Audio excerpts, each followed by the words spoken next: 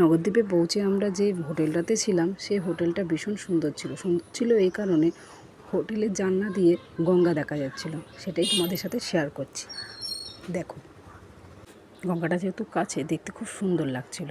জানালা দিয়ে খুব ভালো দেখাতে পাচ্ছি না, কিন্তু আমি কথা দিচ্ছি আমি আবার নতুন করে ভিডিও করব এই গঙ্গাটার জন্য সামনে গিয়ে। ঠিক আছে, এখন আপাতত একটুখানি করে দেখাচ্ছি। তারপরে কিছুক্ষণ হোটেলে বিশ্রাম নেওয়ার পর আমরা লাঞ্চ খেতে চলে গেছিলাম। লাঞ্চ করতে এই জন্য চলে গেছিলাম, কিছু খেয়ে দিয়ে তেমন করে আসিনি। লাঞ্চে আমরা নর্মাল খাবারই খেয়েছিলাম, কারণ ভীষণ গরম ছিল বলে। তো লাঞ্চ খাওয়ার পর কিছুক্ষণ বিশ্রাম নেওয়ার পর দুপুরবেলার পর বিকালবেলার দিকে আমরা চলে গেছিলাম জগন্নাথ মন্দির দর্শন করতে।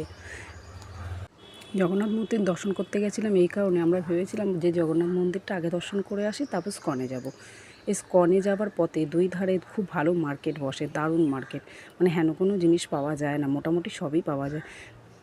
মেয়েরা আসলে তাদের তো খুবই ভীষণ পরিমাণে পছন্দ হবে। যারা যারা নবদ্বীপে এসছো তারা ভালো করে জানো, আর যারা আসুনি তারা একবার এসে ঘুরে যেও প্লিজ। আমি তো প্রায় দিন আসি আর আমার ভীষণ ভালো লাগে এই জায়গাটা। ভিডিও তেমন করে করা হয় না কখনো, কিন্তু এখন করছি, ভালো লাগছে তাই। এখানে খাবার দোকানও প্রায় আছে, কিন্তু হ্যাঁ, খাবার দোকানগুলো ভেজ, সবই ননভেজ এখানে নেই, যেহেতু মন্দিরের সামনে সেই কারণে। এই যে স্কনের মাথার চূড়াটা দেখা যাচ্ছে, স্কনটা কিন্তু খুবই সুন্দর বানিয়েছে। এখনও খুব একটা কমপ্লিট হয়নি, মোটামুটি হয়তো হয়ে গেছে। আমরা যেহেতু 10-12 জন ফ্যামিলি মেম্বার গেছিলাম, তো একটা টোটোতে তো হয়নি, আমরা দুটো টোটো করেছিলাম। একটাতে আমি, আমার মা, বৌদি, পিসি ছিলাম, আর একটাতে আমার দাদারা ছিল। তো এখানে কাঁসার বাসন, গোপাল, নানা রকমের জিনিসপত্র পাওয়া যায়। সবাই মিলে আসলে দেখতে পাবে। এই হচ্ছে স্কন, দুধার ভর্তি পুরো মার্কেট। টোটো তো ভর্তি অ্যাভেলেবেল, তোমরা হেঁটেও আসতে পারো, খুব একটা দূরে না হোটেল থেকে। ঠিক আছে, হাঁটতে হাঁটতে আসলে মার্কেটটা দর্শন করতে পারবে, ভালো করে দেখতে পাবে। সবাই মিলে কেনাকাটি যারা পছন্দ করে তারা কেনাকাটি করতে পারবে। ঠিক আছে, আর টোটো করে আসলেও অসুবিধা নেই। এই যে স্কনের মেন গেট, কিন্তু আমি স্কনে ঢুকিনি। আমি জগন্নাথ মন্দির যেহেতু দর্শন করতে যাব, তারপরে এসে স্কনে আসব, এই ভেবে আমি আর স্কনে যাইনি। কিন্তু জগন্নাথ মন্দিরে যাব বলে গেছিলাম। জগন্নাথ মন্দিরে গিয়ে শুনি জগন্নাথের জ্বর হয়েছে, জগন্নাথের মন্দির বন্ধ। তাই আমরা আবার ফিরে আসি স্কনে। আস্তে আস্তে আমাদের সন্ধে হয়ে যায়। আমরা স্কনে কিছুক্ষণ আমরা বসি এবং আশেপাশে কিছু কেনাকাটিও করি, সেটা আমি ভিডিও করলাম না। স্কনে কিছুক্ষণ সময় কাটাই, কারণ এখানে আরতি হয়, তারপর অনেক লোকজনও আসায়, সেগুলো দেখতেও ভালো লাগে। তারপর মন্দিরটা ভীষণ পরিমাণে লাইট ফাইট জ্বালানো থাকে, লাইটিংগুলো দেখতে সুন্দর লাগে। তাই তো কিছুক্ষণ থাকার পর আমি কিছু ফটো তুলে নিই নিজের ফ্যামিলির। ফটো তুলতে আমার তো ভীষণ ভালো লাগে। এটা আমার মা আর আমি।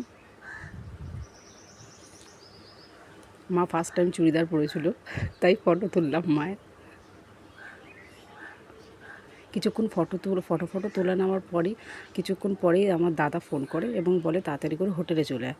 হোটেলে আমরা চলে যাই এই কারণেই। কিছুক্ষণ এই ভিডিও আগের ভিডিওতে আমি বলে দিয়েছিলাম কি এইবারে আমরা নবদ্বীপ এসেছি অন্য কোনো উদ্দেশ্যটা একটাই ছিল। কারণ হচ্ছে এই যে আমার দিদি দেখছো, এটা আমার বদ্দি, পিস্তাতো দিদি, এবং তার ছেলের বার্থডে ছিল।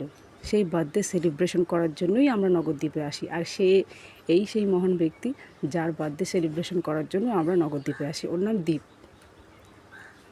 শুধু দীপ না, সাথে আমাদের গোপীরও কিন্তু বার্থডে ছিল। কেন আগের বছরে আমরা এই গোপুকে এখান থেকেই কিনে নিয়ে যাওয়া হয়, তাই দুজনের বার্থডে একসাথে সেলিব্রেশন করার জন্য আমরা নবদ্বীপে আসি। অ্যাকচুয়ালি উদ্দেশ্য এটাই, গোপু আর ওর দ্বীপের দুজনে একসাথে বার্থডে সেলিব্রেশন করার জন্যই আমরা কিন্তু নবদ্বীপে আসি। তো আমরা কেক কাটাকাটি হয়, আমাদের অনেক দেরিও হয়ে গেছিলো স্কন থেকে এসে কেক কাটতে, কেন ঘুরতে গেছিলাম। তো এসে আমরা কেক কাটি, গোপু আর ও দুজন মিলে একসাথে কেক কাটে, কেন বার্থডেটা দুজনেরই বার্থডেটা একসাথে সেলিব্রেশন করা হয়েছে। এই কারণে দীপের জন্মদিন 16ই জুন, যেদিন আমরা এসছি হোটেলে, আর গোপুরও বার্থডে আজকেই, কারণ আজকের দিনেই 16ই জুন আগের বছর গোপুকে আমার পিসি এখান থেকে কিনে নিয়ে গেছিলো, তাই দুজনের বার্থডে সেলিব্রেশন একসাথেই হলো। একটাই কেক আনা হয়েছে, দুজন মিলে কেটেছে। তারপরে আমরা কিছু ফটো তুলে নিলাম, ফ্যামিলি ফটো, যারা যারা আমরা এসেছিলাম একসাথে তারা। তারপরে ফটো তুলে নেওয়ার পর আমরা ডিনারে বিরিয়ানি খেয়েছিলাম, তারপরে আইসক্রিম, তারপরে সব কিছু খাওয়া দাওয়ার পর আমরা হোটেলে এসে বিশ্রাম নিই, কারণ পরের দিন আবার তো বেরোতে হবে। তাই ভিডিওটা ভালো লাগলে শেয়ার, লাইক অ্যান্ড কমেন্ট।